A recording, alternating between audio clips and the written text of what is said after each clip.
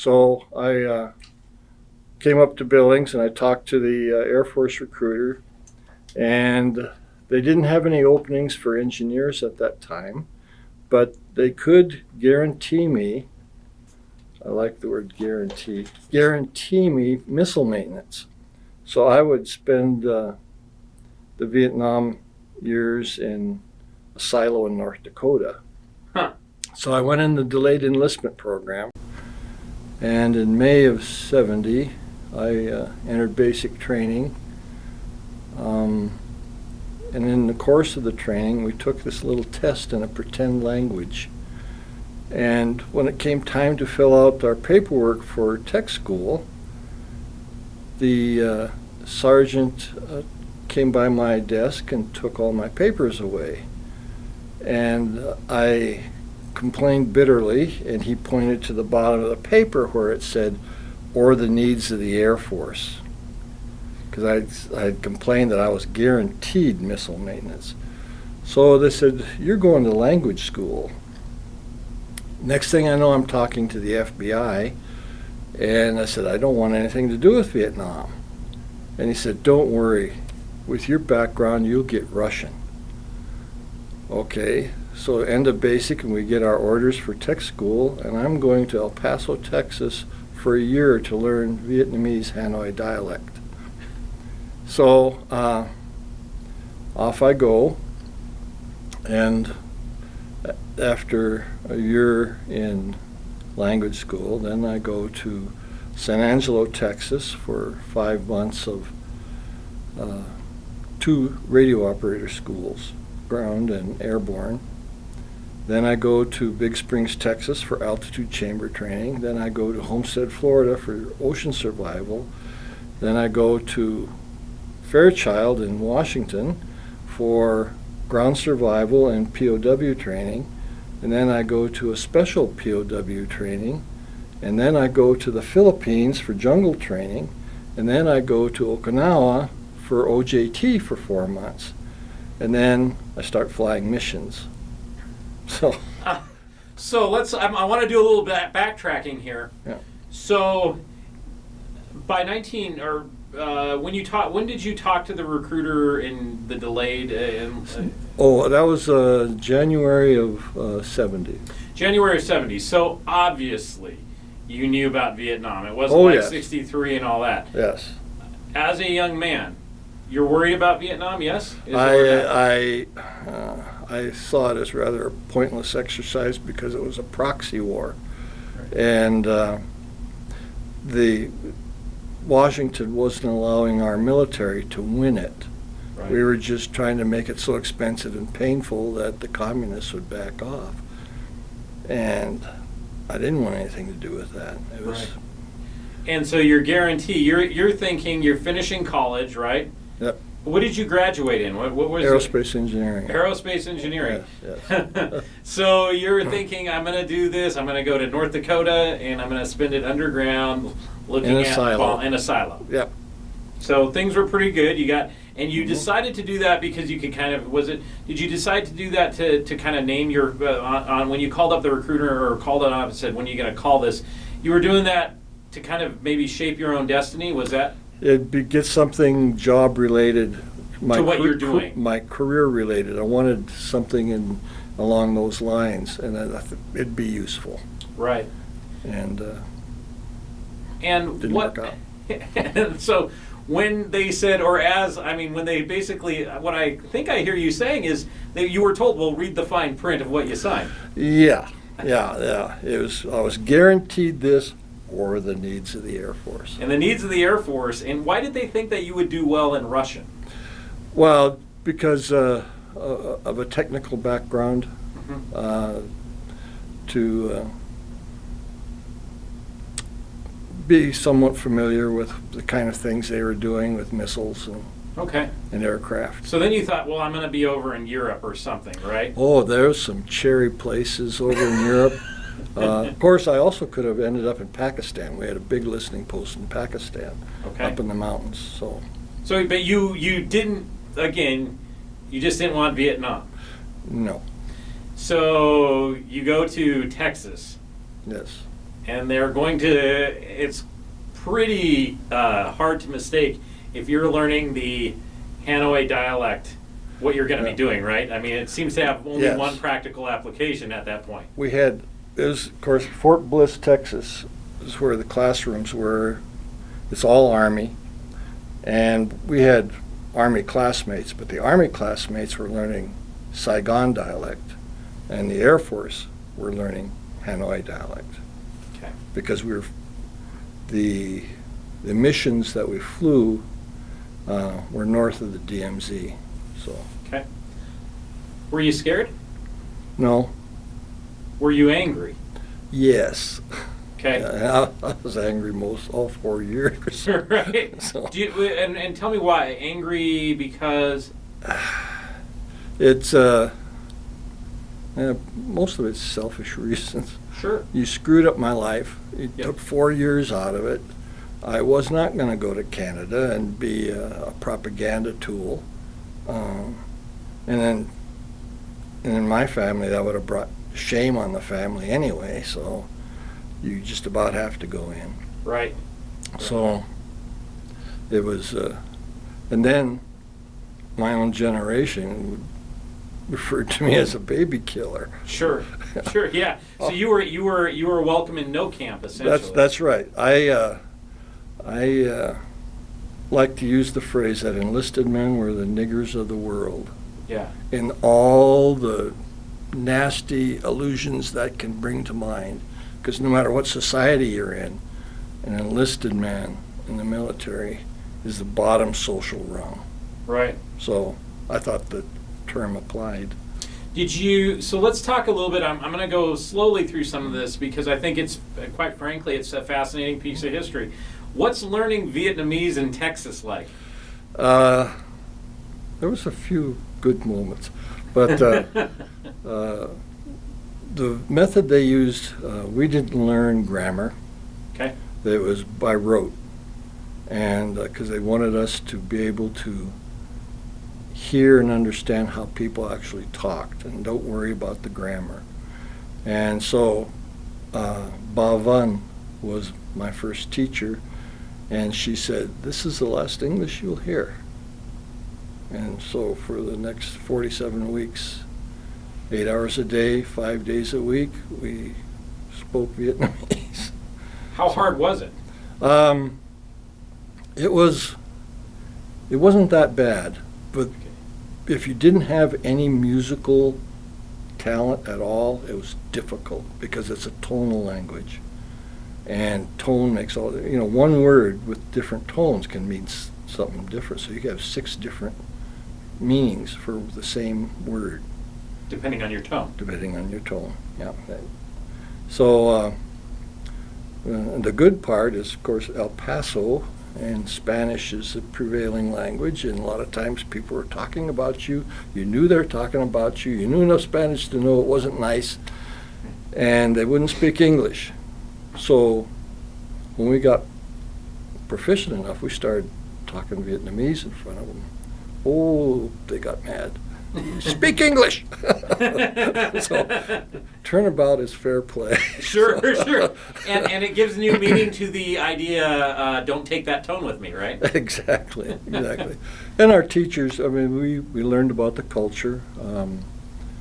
They told us about their lives, because most of them were North Vietnamese expatriates who fled south when the demarcation took place. So got to learn that, and then they had a culture day where we saw the Vietnamese form of kung fu and Vietnamese dance and Vietnamese music, and that was interesting. Yeah. What did you make of, I mean, so you're from originally, where was home? Miles City, Montana. Miles City, Montana. Yeah. And you're being exposed to a totally different culture, right? Oh, totally different. What was that like being, I mean, what did you think at the time? I mean, you knew something was up, so you weren't happy, but what was just the experience of cultural? Well, I always found it fascinating because you find out that there's so much commonality around the world. I mean, people get married, people die, people give birth. It's they have different ceremonies and customs around each one of those things, but it's all the same. So, did you learn that there were differences between the Hanoi and the Saigon dialect, and if so, what were some of those? Give me an example. The Hanoi dialect is more like I would say it's more like the Midwestern American accent, and the Southern accent is like deep South. When you're North Vietnamese dialect, you're speaking closer behind the teeth. Your tongue's right up behind your teeth, and so your words tend to come out clearly.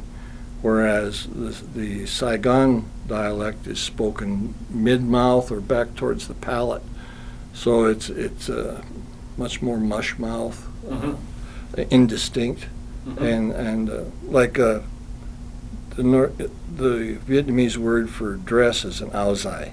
That's Hanoi's pronunciation, and the South pronunciation would be ao yai. So you're saying it back farther in the mouth. Yeah. So to me, hearing Southern accent is difficult. Okay. Yet the North accent just is so clear and crisp. Okay. So. Was it hard being did you speak any other languages besides English when you entered in the Air Force? No, I'd taken Latin in high school, and that was it. Okay.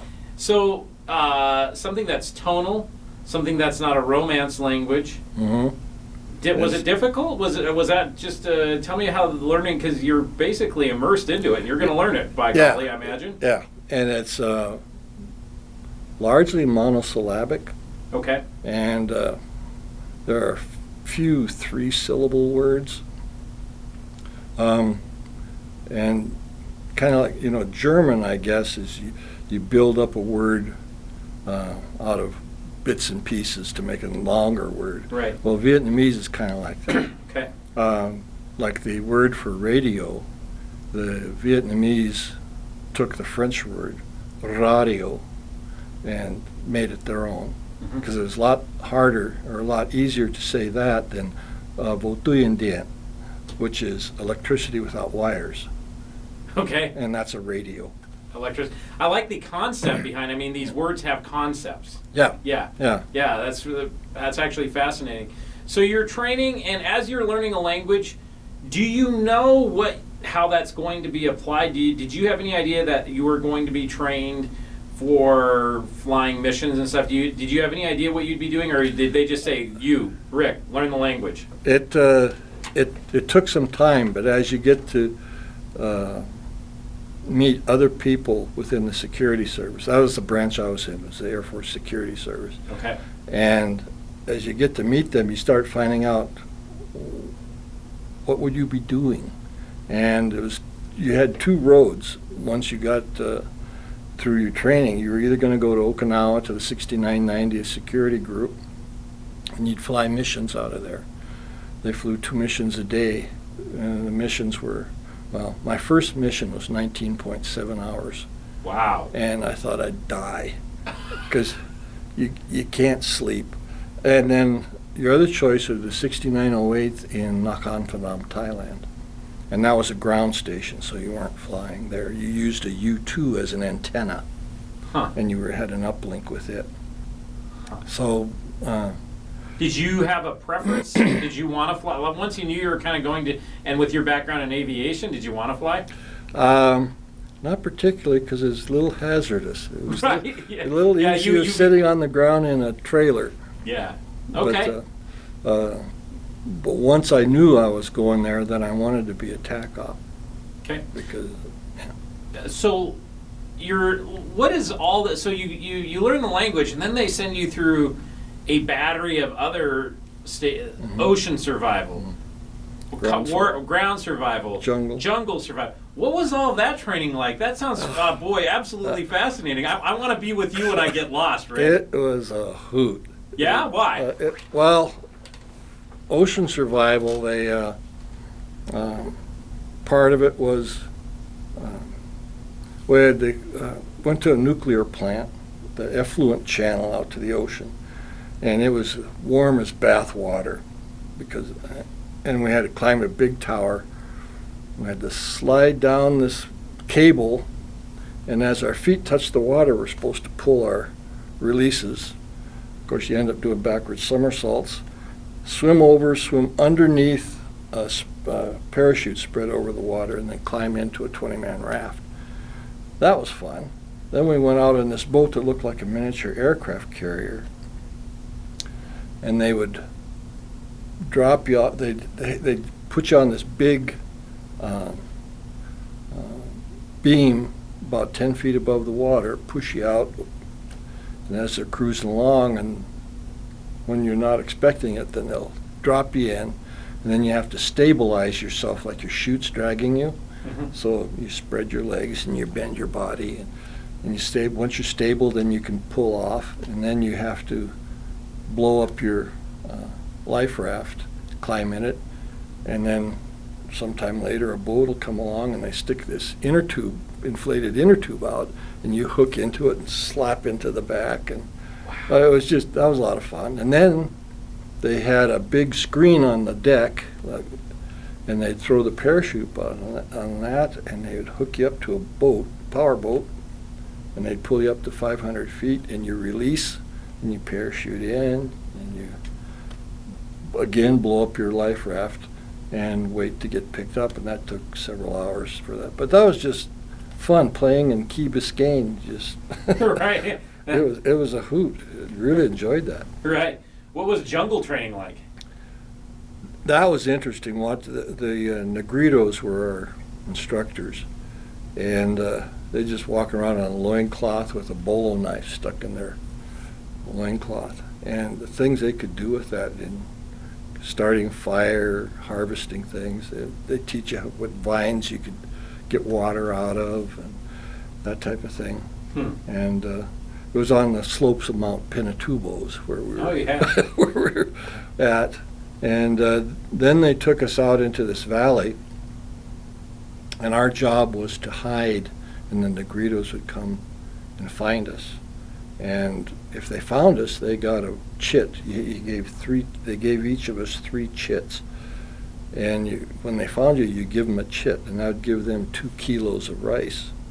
That was their pay for finding people. And the first time I hid, I went up this dry stream bed, and I saw this big old fern collapsed over a bank.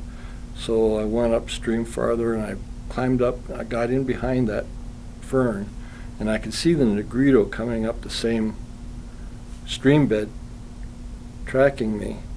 And then he was downwind of me, to my left, and he stopped, and he turned, and he came right up the wind to me. And I asked him, "How'd you find me?" He goes, "Because I was a smoker." Okay. And they could smell cigarette smoke on my body in the jungle.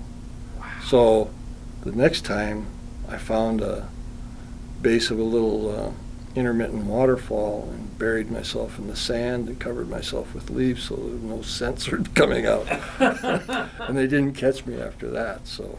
Wow. But and then the American instructors were walking around throwing cherry bombs here and there to kind of scare people out of their hiding places. So yeah, that was very interesting.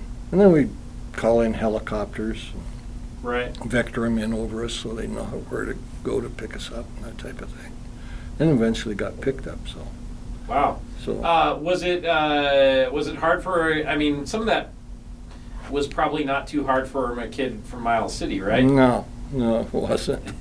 But some struggled a lot. Yeah. But, mostly on the ground survival in the Spokane area. Okay. Went up to the Pend d'Oreille forest, and it was we had to wear snowshoes. And they showed us why, because we went out, and the instructor asked for a volunteer to step off his snowshoes, and he went up to his armpits in snow instantly. So it was deep snow. Yeah. Got a really good cold after that. I bet so. Did you? So how long did it take from the time you got done in El Paso learning the language? How long did it take you before you were shipped over to, was it Okinawa? Yeah. Yep. Yeah, I went to Okinawa in probably late January, early February of '72. Okay. And then I was on OJT, which basically amounted to transcribing tapes. The missions would go out and they'd record everything they could find, and they'd bring them back to Okinawa, and then we'd sit down with the tapes and translate them into English at that time. After peace was declared, then we had to write it all out in Vietnamese. But so we did that until it was, I think, April of '72. I flew my first mission. Tell me about that. What was the first mission like? It's a RC-135M hognose. I can't remember the time of day when it all started, but we'd first be picked up by a bus at our barracks and taken over to our briefing house near the flight line, and we'd come in. They'd hand out blood chits, which little packets you have in case you're down somewhere, anywhere in Southeast Asia, and it, in many languages on there, promises gold to anybody who will return us to American control. So after we get our blood chits, then we go into the briefing room, and they tell us what the weather's going to be like in the area, if there's going to be any buffalo hunter drones, the Ryan Firebee drones that they used at the time. Any SR-71 missions, because they would come fly through the whole length of North Vietnam. Mm-hmm. And Arclight, the B-52s bombing the Hanoi, the Ho Chi Minh Trail. And then we'd go out to the plane, hop on, and take off, and it's about a 3.5-hour flight to the Gulf of Tonkin. And we begin our mission at 00 Zulu or 12 Zulu, and fly for 12 hours. Halfway through, we would go down to the DMZ to a little race course track and refuel. Or if we got a tanker out of Utapao, we would take on 90,000 pounds of fuel at that point. Sometimes Utapao was socked in, so we'd have to get 2 tankers out of the Philippines. Because it was farther for them to fly, we'd only get 45,000 out of each tanker. And then so you can guess that probably on our mission we'd consumed 180,000 pounds of fuel. Wow. So it was a lot of gas. So, and then we would resume the mission and then fly home. And tell me about what was a mission? Give me an idea of what you were doing and what that looked like. When we got on station, then we would begin searching. Our radios had certain frequency ranges that they could handle. Most of the plane was for lower frequency, I think like 40 megahertz, something like that, for the backpack radios that the Vietnamese used, North Vietnamese used. And then the front 4 in the plane, there was 2 multi-channel operators and 2 TAC ops. And as a TAC op, we had our radios were from 100 to 150 megahertz, the range that the MiGs used. And then the multi-channel, they were expert in the SAMs. They take the voice communication to the SAM. And you get your equipment all set up, you get your tape set up. A TAC op had to listen to 4 radios simultaneously. You'd have between the positions were 7 and 8. and between the two of you, you divide up the various channels, especially the ground control intercept channels of the various MiG bodies, the MiG-17s, MiG-19s, and MiG-21s. And then with your fourth radio, you're searching all the time, up and down from 100 to 150, 100 to 150, back and forth. And that's what you did for 12 hours straight. Wow. And when I did my Category 3, which meant I could be a lead TAC op, I had 12 MiG-21s on one channel, 24 MiG-17s on another channel, a transport going from Hanoi down to Wien, and a Chinese commercial airliner coming out of China into Hong Kong.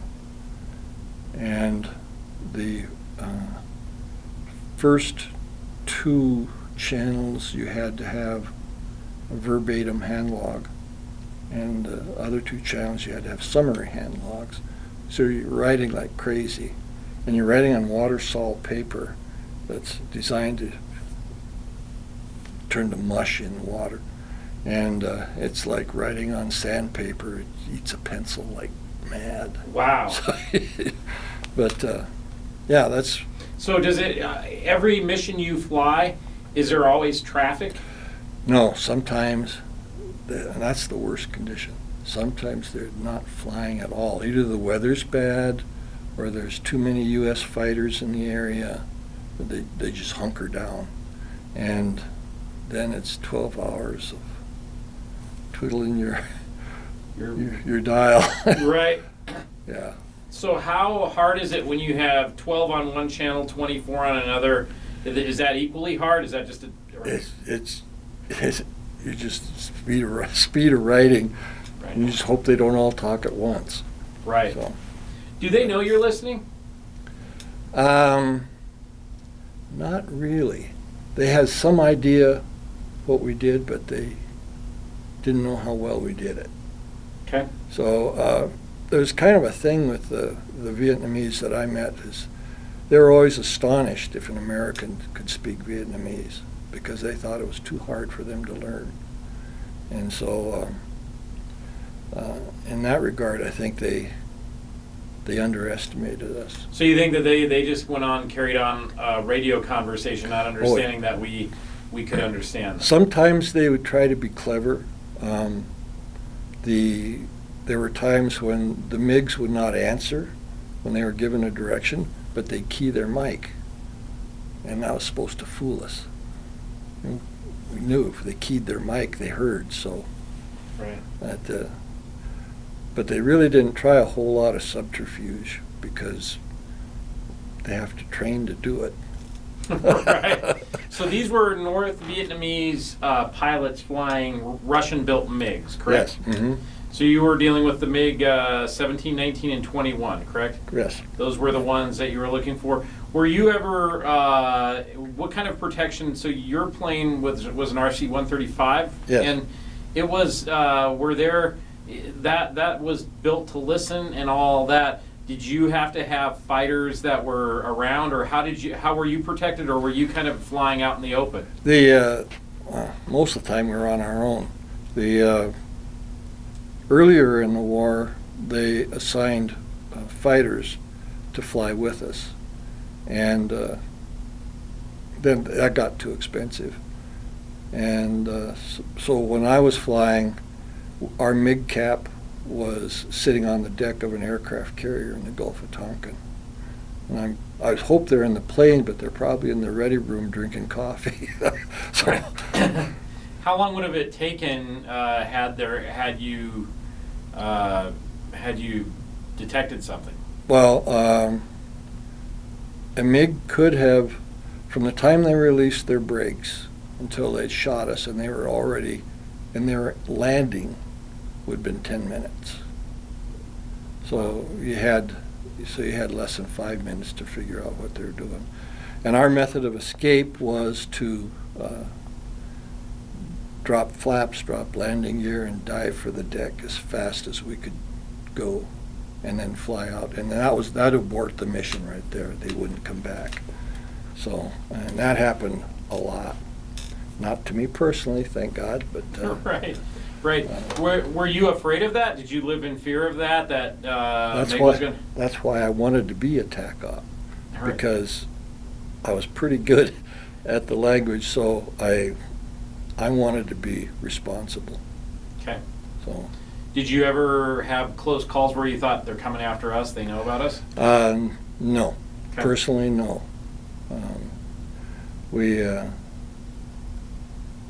We had a number of incidents during the bombing of Hanoi, but that was for other people. Right. So, So let's talk about, so you were listening to them to figure out where they were. Was that so that American fighters could go up into North Vietnam, or what was the purpose? We were, let's see, initially, the security service, we worked for NSA, not for the Air Force. Okay. And so Henry Kissinger was our ultimate commander. And the NSA didn't want us warning our aircraft, because we'd know they're coming before our radar could pick them up. We'd know they're coming. We'd know what their target was. And the NSA didn't want us telling anybody, because exposing means and methods, I guess. But the guys on the flight, I mean, you want to tell these guys, hey, you got MiGs coming.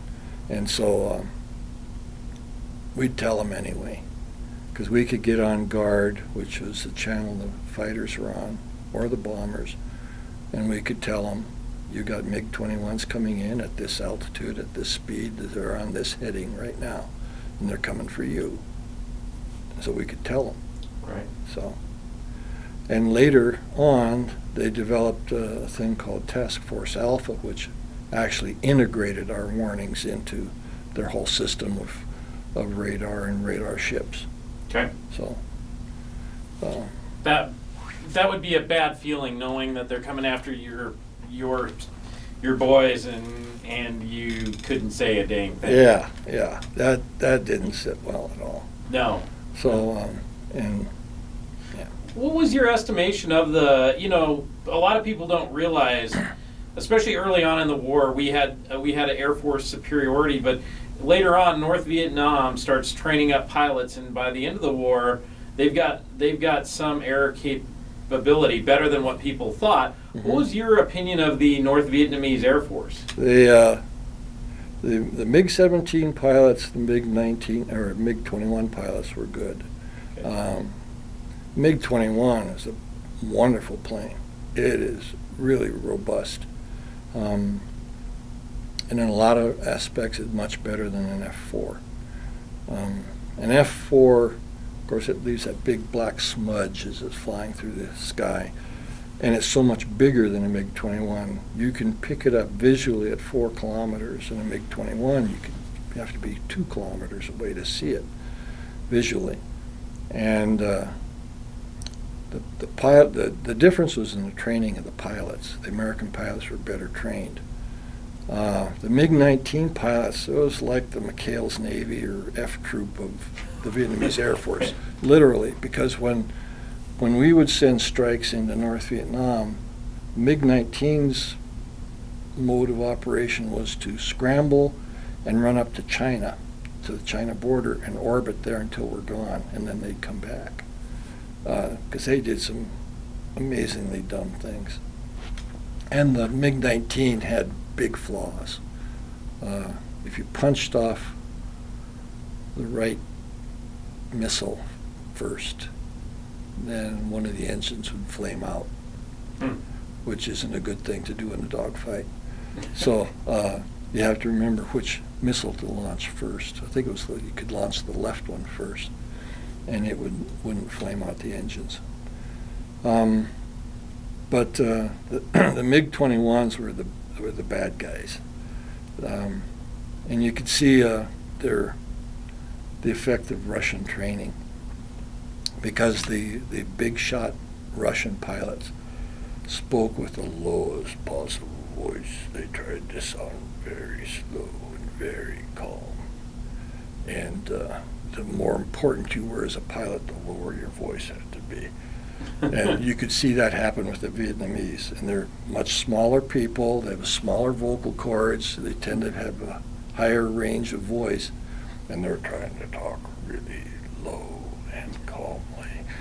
And it got to be comical after a while. But you could tell which guys thought trained? they were really good. Yeah. Because Were there really good North Vietnamese pilots? Yes, yeah. That was a number of them. And they always talked about Comrade Tone, who was supposed to be the big guy. Well, there was no Comrade Tone. There was probably a half a dozen different Vietnamese pilots who fit the bill. Right. And it was kind of a composite. He was just the boogeyman. Right. So when you were up, so you're up above the DMZ line of demarcation. You're in North Vietnam. Is it scary just flying around North Vietnam? Well, we're off the coast. Okay. We're off the coast, so we have some breathing room.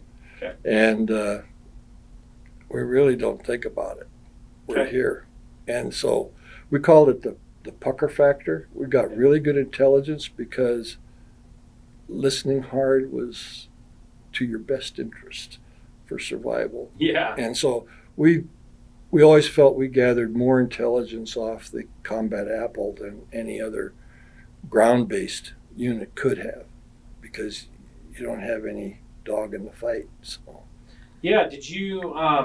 How do you? So these missions are like 19 hours. You said you. Mm-hmm.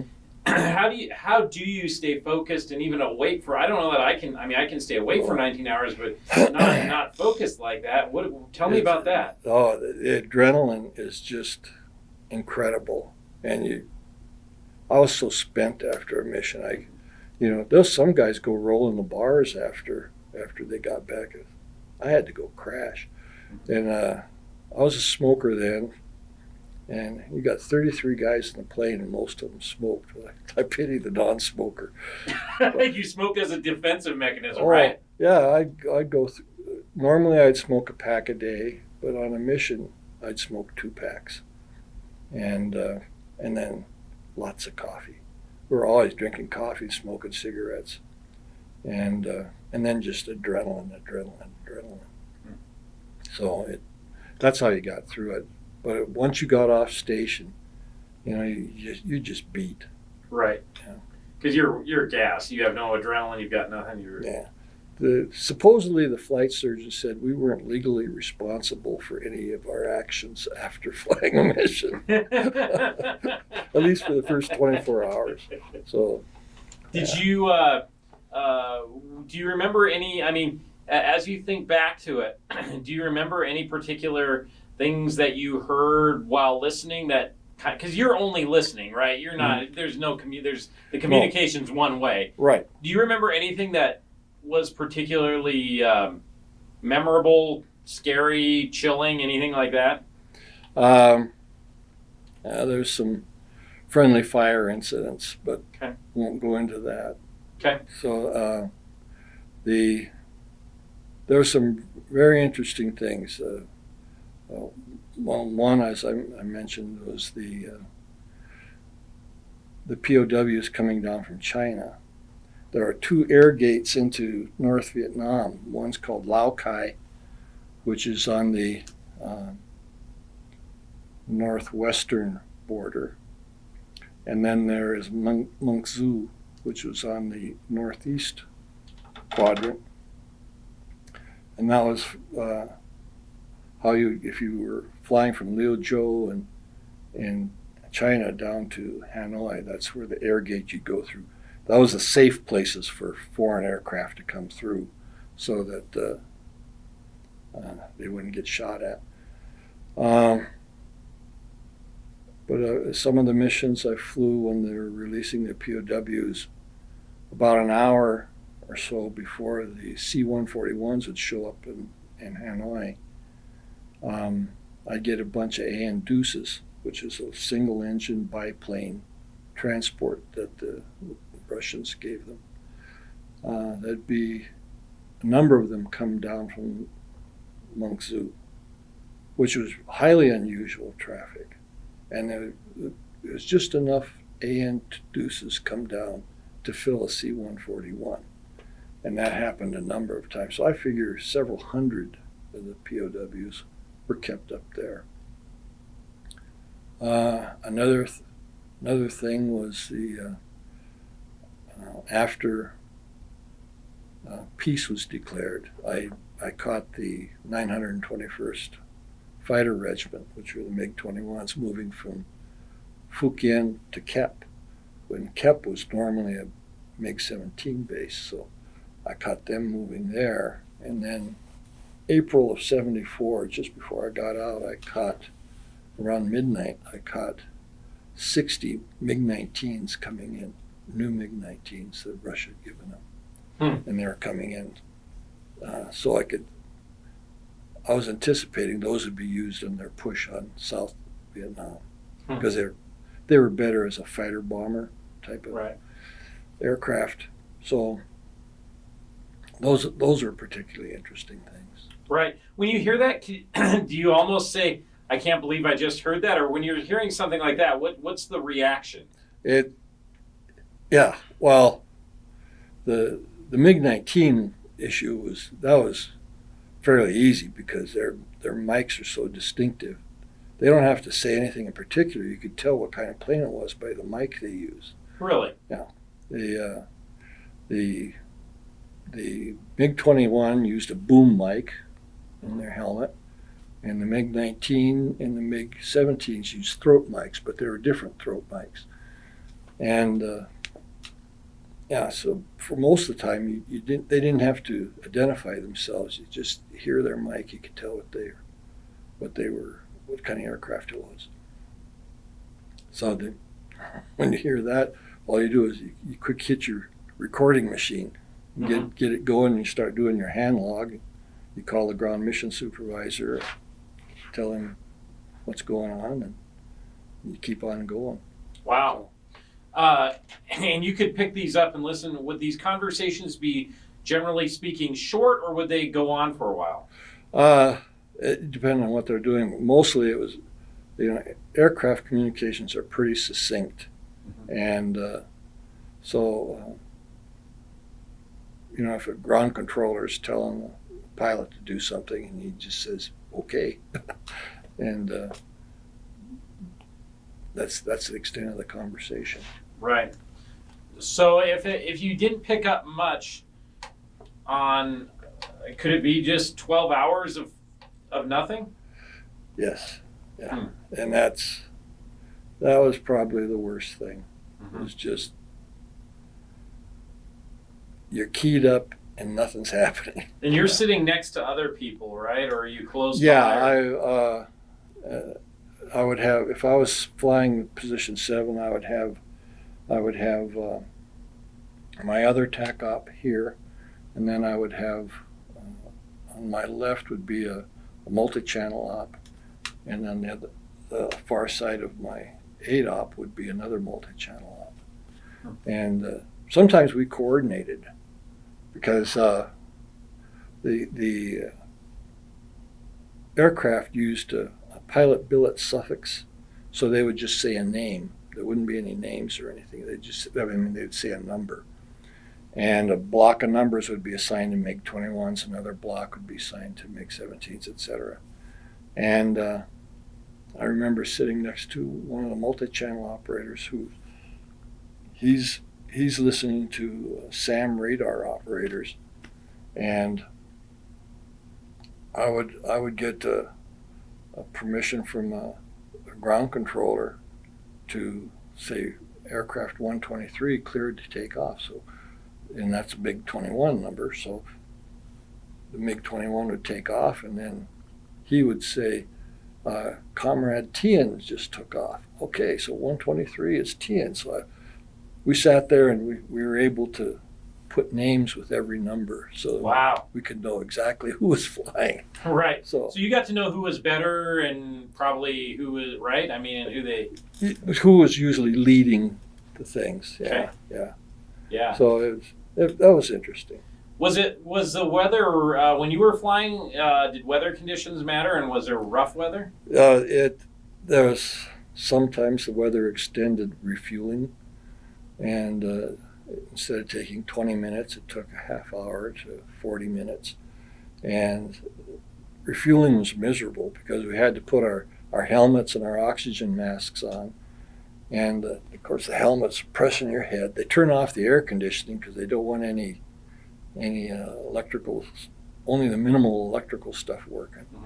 So it starts getting hot and stuffy, and then usually the tail of the aircraft is doing a lazy 8 when usually the co-pilot was assigned to the refuel as practice. So the less proficient pilot is flying. And he's trying to. And he's trying to keep the aircraft really stable, but a lot of times the tail is doing this. And so you're Almost seasick. there's a lot of vomit stories. Really? Yeah. Also all around refueling. I got the dry heaves once. Okay. It's miserable. Is if you're drinking coffee and all that, I mean, I know how coffee works. Mm-hmm. Is there any time to get up to go to the bathroom or any Yeah. kind of how does that work on a flight? If it's slow, Okay. and only when it's slow, you ask whoever's supervising you at the time to go. And sometimes they have people on board who can sit in your place for you. Okay. And sometimes you just have to hurry. Okay. And that was, you get that many guys drinking coffee, and amazingly enough, usually the urinals provided weren't sufficient to hold all that was contributed. Oh, really? Yeah. Wow, that doesn't sound fun either. No. Once a year, the aircraft would go back to Texas for what was called IRAN, inspect and repair as necessary. And it wasn't unusual to find that the cables to the control surfaces were almost corroded through from being exposed to urine dripping down the cables. Wow. So That is. I'd hate to be that mechanic repair. you get the galley job. Yeah. Right. Exactly. So was it? How many missions? How often would you fly a mission? That varied. Most of the time, we exceeded the allowable limit. We had to get permission from the flight surgeon to fly again. But it'd be about 5 times a month at the most. Okay. And we worked 3 shifts. I mean, juggling the time must have been a nightmare. We were on shift work. We would there were 4 flights, and each flight was split in 2. We'd work 3 days, and then 24 hours off. Work 3 mids, 24 hours off. Worked 3 swings, or 3. No, it's 3 days, 3 swings, 3 mids. Okay. And then repeat. So it got to where time was, Right. calendars were So meaningless. when you weren't flying, what were you doing? Transcribing traffic brought back. Okay. They come back with bags of tapes, and everything had to be transcribed and sent on. Some of them were described as flash traffic, and those had to be done first. Otherwise, it was just whatever was top of the pile. So the transcribing, would you transcribe your own, or when you came back after would someone else transcribe it? Or? Yeah, because after we got back from a mission, we would be off for about 36 hours. Okay. And then, so someone else is transcribing it. So, And again, the hard part is sometimes, if the weather was so bad and nobody was doing anything, then there was nothing to transcribe. They come back with empty bags or near empty bags. So then what? Just sit around or? Sit around. What do you do when you sit around at an airport? What is that like? It's just shooting the breeze, smoking cigarettes. Couldn't watch Captain Kangaroo. Right. Nothing. So did you? Let's talk a little bit about when you were over in Okinawa. What kind of communication did you have back and forth with the States? Just mail. Okay. Yeah. And just before I'd gone overseas, I bought some land out in the Pine Hills. So that guaranteed, and I was making payments twice a month. And because once I got to Okinawa, I got flight pay and combat pay, and then it was all tax-free, except for the state of Montana. Okay. They taxed you. But so I was at least sending two letters a month home.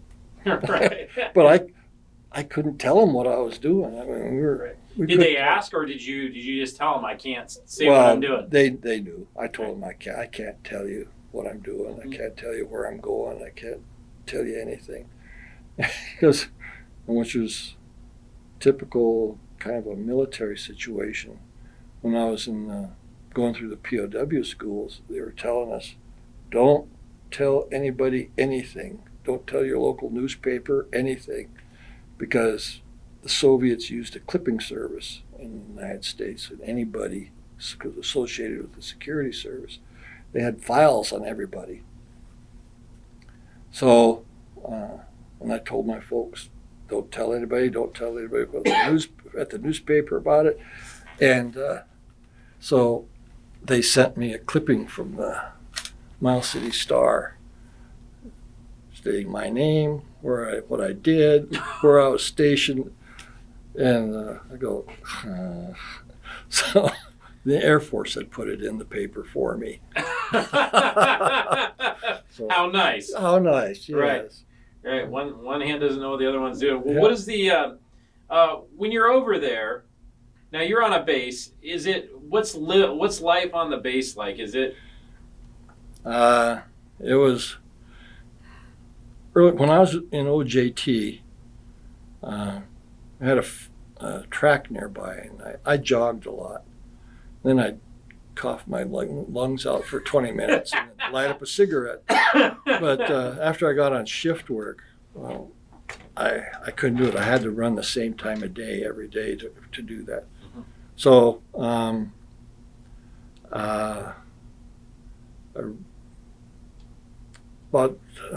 my main activity was I built a clipper ship for my brother out of balsa wood. I had 750 parts in it. Wow. I just went to the library, got pictures, and kind of made a composite. So that's what I did in my off time, was just sit there and drink vodka, smoke cigarettes, and build ship models. Wow. It's not the worst. It kept me off the streets. Yeah. So, Did you? What did you miss about home? both Okinawa and Thailand, the main food thing was iceberg lettuce, because all the lettuce we had over there was leaf lettuce. Mm-hmm. And Okinawa also missed oregano, because any pizza you'd get over there didn't have any oregano, so it didn't taste right. It tasted something was missing. Right. And but iceberg lettuce, I really missed that, to have that crunch. Right. So to have a burger with leaf lettuce on it was Just didn't have the same. no. Well, on pizza without oregano, it's amazing how you can taste when something's missing, right? Yeah. So I tried to substitute local fare for that type of stuff. What was the local fare good, or was it? Oh, yeah. It's not what you get in Miles City, right? I mean, No, the Japanese version of hamburger is ramen. So I ate a lot of ramen and spring rolls. Oh, I love spring rolls. yeah. Yeah. Did you miss anything? I know that a couple of people missed milk, and a couple of Montanans said they missed steak. Were those? Yeah, steak from a cow, yes, but not in Okinawa, because they had basically these restaurants like what Benihana became. Right. It's called Korean style. Yeah. And they cook that up and some onions and mustard greens and Kobe beef, and Pretty good. that was pretty good. Yeah. In Thailand, I think the meat came from a water buffalo. Okay. It was hard to recognize. It was super lean, and it was a regular shape, like they cut it off with a hatchet. Okay. And but that was their steak, and they cooked it in some type of grease. I could not recognize what it was. So in Thailand, I miss steaks. Yeah. Yeah. What do you? A lot of people who were over there associate certain smells or sounds. Like something. Was it like that for you? Yeah. Okay. Yeah. What was that for you? Well, either place I was the pictures do not convey the smells. Okay. In Okinawa, in the city of Koza, which is right against the base, so I'm more familiar with Koza. They have benjo ditches, which are just open sewers. And in the summer, smell was inescapable, so you wanted to stay on base where they had plumbing. Yeah. In Thailand, a lot of the smell of rotting vegetation, rotting meat. It was awful. You go to the open air markets, and you get down in the vegetable end. That's fine unless the wind's from the wrong direction. The closer you get to the meat section, you didn't want to buy any of that meat. Yeah. We did anyway, but yeah, but you didn't want it. All right. yeah. Yeah. You held your breath. What about, do you remember any particular songs or the music over there? The music sets you right back there. Is there a song that does it for you? Can you? Steely Dan. Back check, do it again. Wheels turning around and around. Yeah, exactly. Back check, do it again. Yeah. Almost every bar in Nakhon Phanom was playing that 24/7. And so I hear that song, and I'm back in a bar in Nakhon Phanom. So Did you ever feel, this is probably a stupid question to ask someone who's been in war and combat.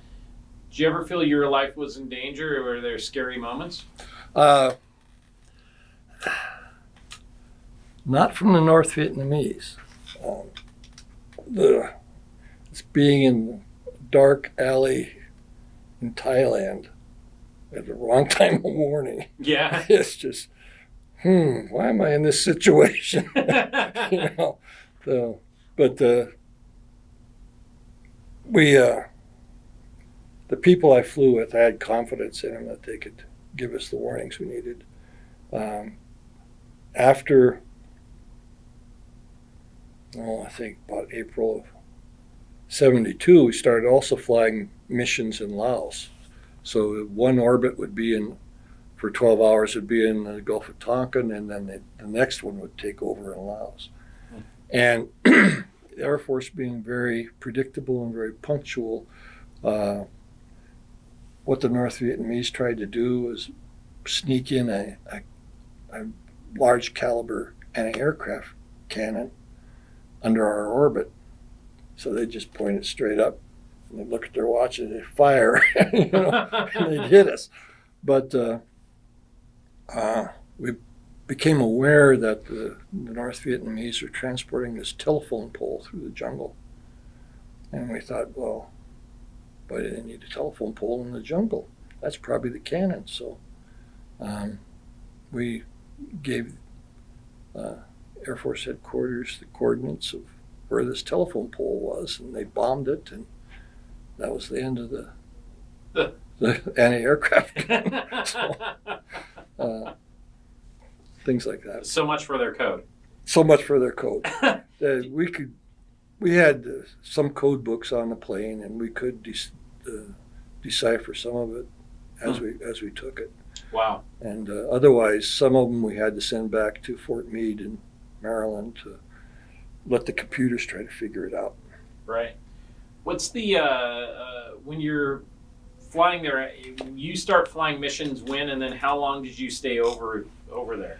I was I was in Thailand or Okinawa for 14 months, and 10 months of flying missions. So I flew during that time. I flew 40 combat Apple missions, which were to the DMZ or north of the DMZ. One combat scent, which was basically spying on the Chinese around Hainan Island, and then 3 college eyes out of Thailand, Korat, Thailand, and those were the radar ships, the old Constellation C-121s with the big radome on top and the radome underneath, and so I flew 3 of those. Was there things that you enjoyed about those? Of the missions? Yeah.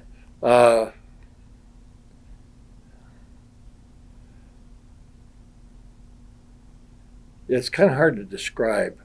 You didn't want to be doing it, but you felt you were doing something. The security service is one of the few branches of the Air Force that has an active mission in peacetime too, because everybody else is practicing, but you're not practicing, you're doing. And so it was, we're trying to collect all the information we could to help our... And sometimes you're collecting information that you don't even realize would be helpful, or you're not actually putting the entire puzzle together, is that right? No. Everything was fed through. We had cryptanalysts who looked at a lot of the data, and then of course back in Fort Meade, the NSA was looking at it too. But I mean, after the truce was signed, and I'll just go on record here that North Vietnam never honored anything. They carried on as if no papers had been signed whatsoever. They didn't change a thing. But we intercepted traffic that where North Vietnam told all their units in the South to kill all their prisoners because they said they'd returned them all. So they didn't want any. So I always felt bad about all the people getting all upset over POW MIAs, and there weren't any because they've been killed. So, but I learned that from a cryptanalyst. I talked to them every once in a while. Yeah. To make sure I was getting all the information I needed. That has to be rough to hear that. I mean, those are... Yeah. Yeah. I knew some people when we lived in Washington State who's had a brother who had been a POW, and they thought he was in the South somewhere, and they asked me, do you think there's any chance that he's alive? And I told them no. So, but everything was declassified in 1997. So. Right. Do you are you looking back on that now? What do you make as an older man? I don't want to say, but you're older than you were when you were over there. Oh, yeah. You've had some time to think about it. How do you look back on those years of your life? Those 4? Has it changed?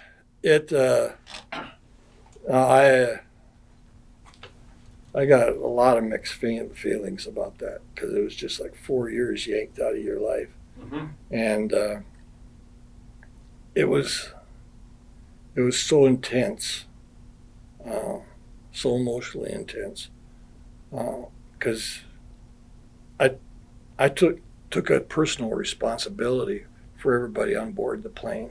I made it my point that these guys are going to come back alive if I have anything to say about it. And so there was a lot of pressure. Sure. And how old were you at the time? I went in when I was 23 and I came out when I was 27. That's a lot that's a young man. Yeah. Well, when I was on leave between going from Okinawa to Thailand, I went to a dentist because I didn't trust Air Force dentists. My dad had filled me full of mistrust of military dentists because he had a lot of teeth problems, and he had been a corpsman on a hospital ship during World War II. Okay. And he had a lot of bad things to say about that. So I steered clear. But I sat in the dentist chair, and he says, "You have a high-stress job, don't you?" I says, "Yeah." "What is it?" "I can't tell you." So, but he could tell just by looking at my teeth How you how the enamel was eroding and whatnot. Do you? What was it like coming back? Tell me about your return from service. How does that look for you? It was, well, I was just starting in language school. My hair hadn't grown out yet. It was the first time I was called a baby killer. And I thought, I've only been to Texas. But when I came back, all the protesting was pretty well done because we'd had peace since January 23rd of 73, I think it was. And I ran into a wall of indifference, and including my own family. It was just, "Oh, you're home. Let's go on with your life." There. So That's pretty tough to do, right? yeah, it was very tough to do, and it made it more difficult in job interviews Why? because they'd ask, "What'd you do?" I can't tell you. Okay, I get it. And employers don't like to hear that. They said, "Well, I could tell you what my classes I went through, and then you have to take it from there." And I just list off all the schools I went to. And it was just a ton of indifference. I never heard "thank you for your service" until after the Iraq War. And then it became fashionable to say it. But otherwise, there was just, I got so tired of seeing TV show after TV show where the Vietnam vet goes nuts and runs around with an M16 shooting people. Yeah. And so people would treat you like you're borderline insane. Right. And, "Why are you coming here? Are you going to kill us?" Right. I just want a job. Did you? Would it? And this may be I've made a career of asking stupid questions. So let me. Would it have a wall of indifference? We haven't heard that as much. And I think it's because you're right. You're later, and people have thought peace. Check that off your list, right? Mm-hmm. Do you think it would have been better had you come home to protesters? No, that wouldn't have set well at all either. Okay. That's two sides of the same coin. Sure. No, I was just curious because I thought indifference. So everybody else had kind of moved on, and you came back. So how did you do it? How did you assimilate back in? People didn't have it. Wasn't that they were against you. It was just that they had moved on. Yeah, they didn't care. Like Rip Van Winkle almost. You have a 4-year gap, and they've moved on. Well, I think about the first year after I got back, I worked as a ranch manager, and so I was just out in the country on the Tongue River, driving combines and that type of thing, and I enjoyed that. Okay. Yeah. Did some summer theater, which that's where I met my wife. Okay. And that helped. Then I had to figure out I better stop drinking as much as I'm drinking because I drank a lot. Sure. And that helped. Yeah, that clarified things. Yeah. So, and then I didn't want to use my engineering degree to do military things. And so I became an accountant. I passed the CPA exam. I was an accountant for a number of years, but found my tolerance for boneheaded people had grown really small. And So I'd change jobs quite frequently. Okay. And then I got a job in Bellingham, Washington, working for an aerospace company, and I dust off my degree and worked there for 17 years. And from the first day, like the saying goes, from the first day I started there, I never worked another day in my life. It was You found your... yeah, it was fun. I was making airline interiors. Do you, when you look back on it, were those 4 years beneficial to you? I think so. Okay. Weirdly enough, when they went to start the Iraq War, it was just like an old war horse. I felt this urge to, I got to go over there and help them. Right. I don't speak Arabic. Right. So what could I do? But, and I just found that was a curious reaction. My first reaction was to go. And, but some of the things I learned have been very useful. In POW training, we learned a lot about propaganda and half-truths and that type of thing. And it makes it really interesting to listen to the evening news I'm sure from that perspective. Yeah. And even in high school and in college, I always thought, beware the polemic. Yep. And because you don't make good decisions if all you're hearing is emotional stuff. Give me some facts. Yeah. Yeah. So, Have you ever been back to Thailand or Vietnam? no. Do you have any desire? No. Okay. It was hot. It was humid. It's stinky, and I have a lot of respect for the Vietnamese people, but I don't want to go there. Yeah. I've heard from people who've been over there that Vietnam or Thailand or probably Okinawa a lot different than Montana. How did that area of the world look to a boy from Miles City? There's two things I don't like: heat and humidity. So it specializes in those, right? Yeah. When I was coming over the first time to Okinawa, when we landed in Clark Air Base in the Philippines, the sun was just coming up.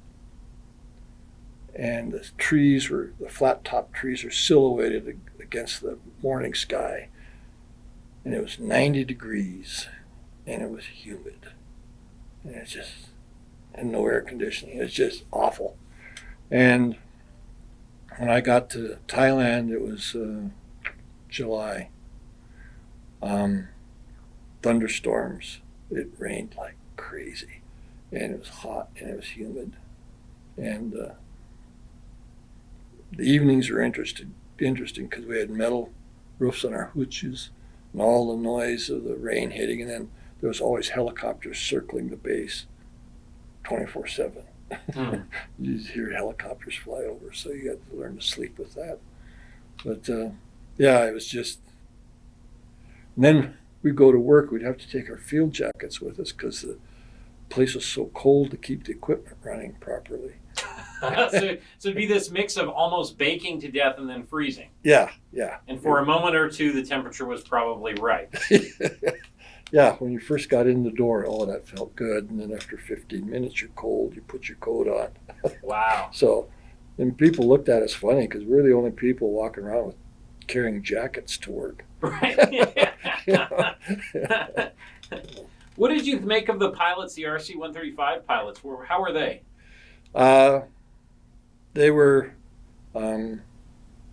we considered them bus drivers. Mm-hmm. So I really didn't associate with them at all. Mm-hmm. When you went on a mission, nobody ever asked who the pilot was. They always asked, who's flying 7? Everybody asked that. Who's flying 7? That's all they cared about. Or they might ask who's flying 3, which was the multi-channel. If we were flying over Laos, they'd want to know who the multi-channel operator was. But, So I really didn't think about it much. So, And so if you were to look into the plane, inside the plane, when you were flying, there would be guys at headsets and desks and recording equipment. Is that what I would see? Yeah, it'd be a big column down the center of the plane. There was a split. Had front 4 positions, and then there was a split so people could cross aisle. And everybody sat on one side, and on the other side were bunks for people to sleep. And because the multi-channel and the TAC ops got priority on the bunks. I think there were like 8 bunks. And to rest on the way to the mission. And after the mission, it was open to whoever could get to the bunk first. So, but so I couldn't sleep on it. It would be 3 hours to and 3 hours back, I imagine, right? Yeah, 3.5. Okay. 3.5. The mission was 12. Would the mission start at a certain time of day, or did it just vary? It was Zulu time. Okay. So it was a 0 Zulu and 12 Zulu. Okay. And which I think in Vietnam that would have been like 6 p.m. to 6 a.m. Okay. Yeah. Because during the Hanoi bombing, it was always dark when I flew, so it had to be 6 p.m. to 6 a.m. their time. Okay. Huh. That's fascinating. When you look now as how do you, with the declassification in 1997, with what we know about Vietnam, when people ask you about Vietnam as a subject, not what did you do there, but how do you view it? How do you, a Vietnam veteran, view Vietnam now? I'm surprised communism has lasted as long as it has. I don't predict it will last too much longer because the Vietnamese are about the most industrious people you ever met. And they're all capitalists. They really are. Right. They're ambitious. Well, funny story, there's a family, boat people, came to the United States, oldest son and his wife, and his youngest brother. And he's following his parents' request. His father had been put in a re-education camp.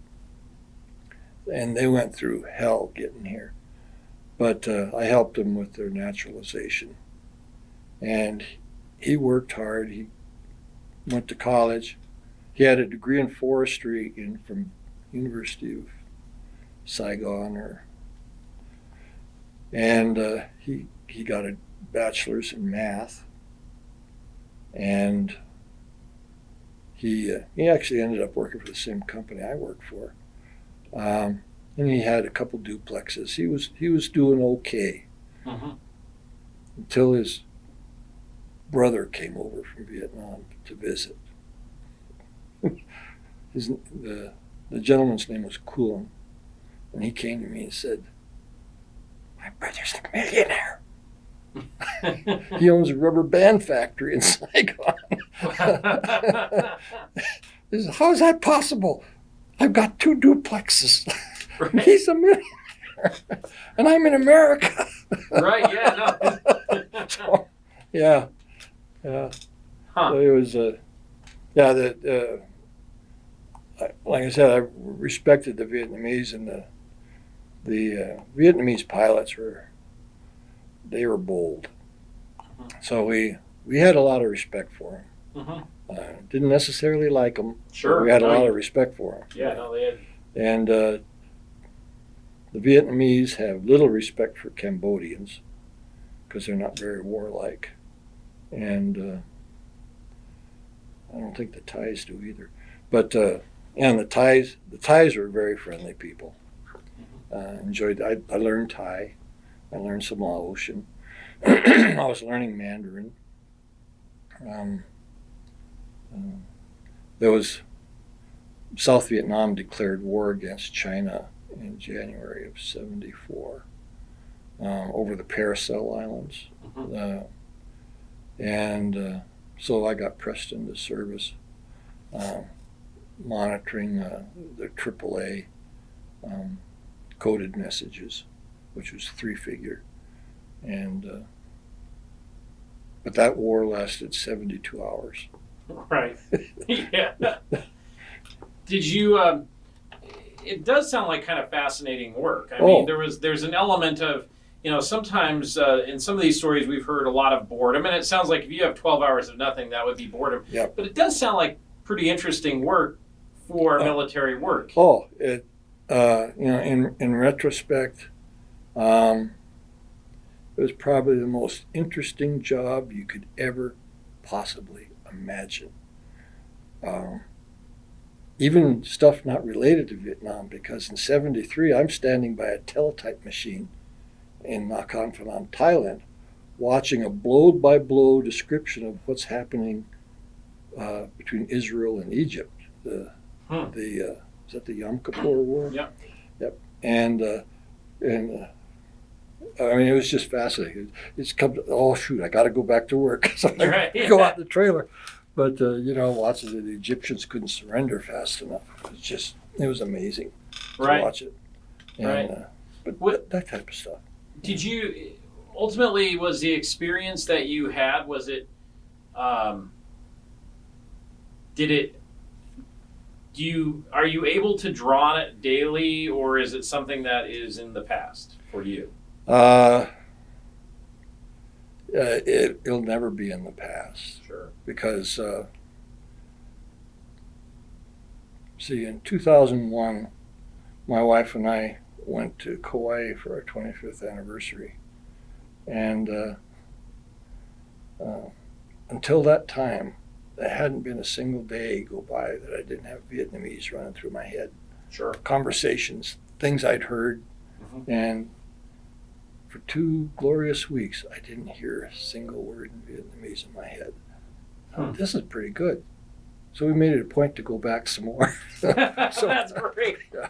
But and now it's I can go most days without hearing Vietnamese in my head. So when you hear Vietnamese in your head, is it a bad thing?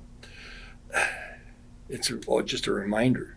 Okay. Just a reminder. Yeah. Over and over and over again. Yeah. Yeah. When people tell you that, or when people hear that you were a Vietnam veteran, what's their reaction? Generally nothing. Is that better than what it was? Well, I think because of the Iraq War thing, that it's different. Mm-hmm. It's different. There's not so much animosity. I'll put it that way. Is it a good thing? I know that the indifference that you faced, I'm guessing, is not good. The hostility that even people a few years before you faced wasn't good. Is the way we're treating our returning soldiers better, and is that a good thing now? Yeah, I think it's a good thing. Don't blame the soldier for what decisions made in Washington, D.C. Yeah. And if we didn't have people who are willing to go do what's necessary, we wouldn't exist, because there's a lot of people who don't want us to exist. So don't dump on them. Did you see, what is your opinion of the Vietnam? I mean, you told me earlier it was a proxy war. Mm-hmm. And kind of what are we doing over there? After you came back, did you feel the same way, or what? Oh yeah, that hasn't changed, because that's what it was. Right. It's like Korea. Korea was a proxy war. Right. And like MacArthur wanted to make it a real war and do what soldiers do. You kill people and break things. And, right. And he got booted for that. Mm-hmm. And Vietnam was very much a proxy war, because we weren't allowed to win. That really wasn't the goal. We were just supposed to inconvenience people enough they quit doing what they're doing. Right. And you were to antagonize. Yeah. When you heard peace was declared, Yeah. you even have that. That's interesting, because in this series, in talking, I've spoken with a lot of Vietnam vets. Not a lot of them were around as we started the Vietnamization and the kind of what was called the wind down. We don't have you're interesting because you were in the tail end of that. When you heard peace is declared, tell me what your reaction was to that. A cynical snigger, Okay. because, like I said, North Vietnam didn't change one iota what they're doing. They're moving the men and material to the south. Didn't stop even for 24 hours.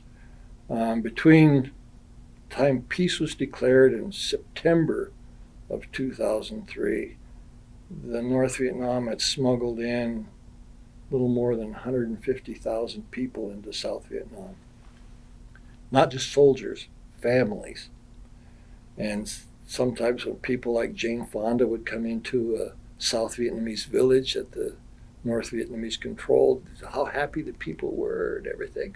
Well, they weren't South Vietnamese. Sure. They were North Vietnamese who had been given this village and this land to till. And they'd driven the ARVN out.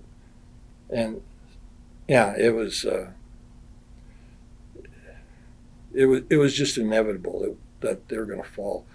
The whole thing with the War of the Paracels was a ploy by Vietnam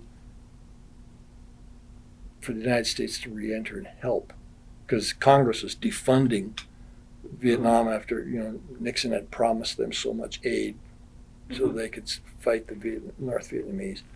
Well, Congress defunded that, so that went. So there was their attempt to try to get us back in the game. Didn't work. And so a little over a year later, they fell. So, was it hard for you? You were over there. You weren't in country in South Vietnam, but you were fighting for that. Is it hard to see it fall, or was it? You said it was inevitable. Well, yeah, it was inevitable.